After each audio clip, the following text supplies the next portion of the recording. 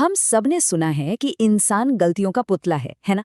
पर कभी-कभी यही गलतियां कुछ ऐसा कमाल कर जाती हैं जो पूरी इंसानियत के लिए एक वरदान बन जाती हैं। आज हम एक ऐसी ही गलती से हुई खोज की कहानी में उतरने वाले हैं। ये कहानी है एक्सरे की। जरा इस नंबर पर गौर कीजिए। हर एक सेकंड में दुनिया भर में लगभग 125 एक्सरे होते हैं। मतलब साल के 4 अरब से भी ज्यादा। दवा से लेकर एरोस्पेस और सिक्योरिटी तक आज इसके बिना दुनिया की कल्पना करना भी मुश्किल है। और कमाल की बात तो ये है कि ये सब एक गलती से शुरू हुआ। जी हाँ, एक मामूली सी गलती। तो चलिए पता लगाते हैं कि ये दुनिया बदलने वाली गलती आखिर किसने और कैसे की। तो मिलिए इस कहानी के हीरो से, विल्हेम कॉनराड रॉन्टगन। इनका जन्म 1845 में जर्मनी में हुआ था। देखते हैं कि कैसे एक साधारण से दिखने वाले इंसान ने एक असाधारण खोज कर डाली। देखिए, रॉन्टगन कोई बचपन के जीनियस नहीं थे। सच तो यह है कि वो एक एवरेज स्टूडेंट थे जिन्हें एक बार तो स्कूल से निकाल भी दिया गया था। लेकिन हाँ, उनमें एक चीज थी, एक जुनून। अपनी लैब में घंटों तक एक्सपेरिमेंट्स करने का जुनून। और बस यही जुनून इतिहास बदलने वाला था। चलिए सीधे चलते हैं साल 1895 में। कल्पना कीजिए, एक अंधेरी लैब है और वहां रॉन्टगन कैथोड रे ट्यूब्स के साथ कुछ एक्सपेरिमेंट्स कर रहे हैं। उन्हें क्या पता था कि उसी रात कुछ ऐसा होने वाला है जो हमेशा के लिए याद रखा जाएगा। तो 8 नवंबर 1895 की वो रात थी।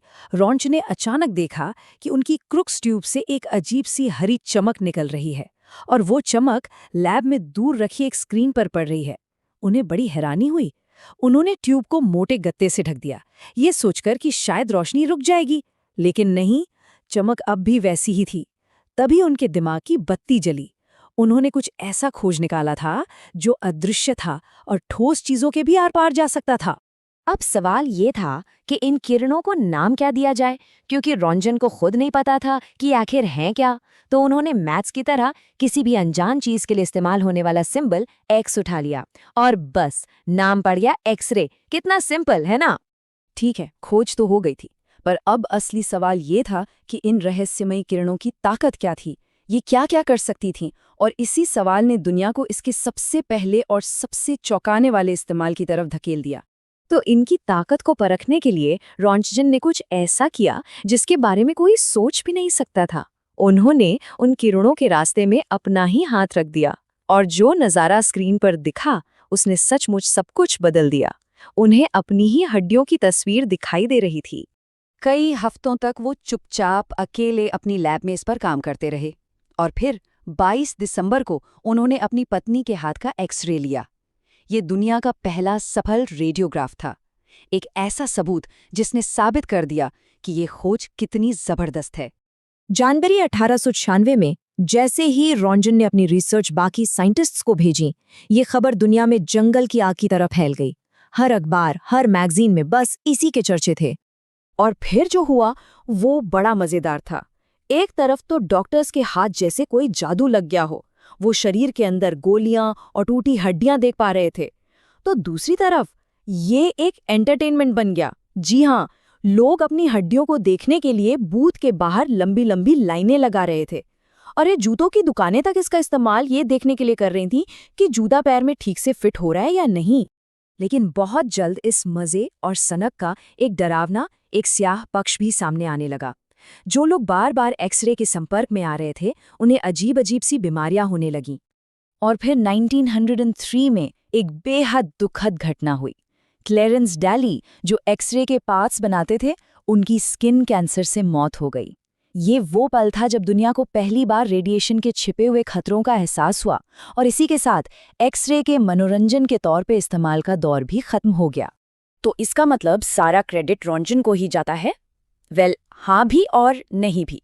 देखिए, रॉन्टगन को आविष्कारक तो माना जाता है, लेकिन उनकी ये सफलता असल में उनसे पहले के कई साइंटिस्ट्स की मेहनत पर टिकी थी। माइकल फैराडे के बिजली पर किए गए काम से लेकर विलियम क्रुक्स के बनाए क्रुक्स ट्यूब तक, रॉन्टगन ने दशकों से चली आ रही इन खोजों को एक साथ लाकर ही अपनी ये आखिरी और सबसे बड़ी छलांग लगाई थी। पर रॉन्टगन की विरासत सिर्फ उनकी खोज तक ही सीमित नहीं है। उनकी असली महानता उनके चरित्र और उनके निस्वार्थ फैसलों में भी दिखती है।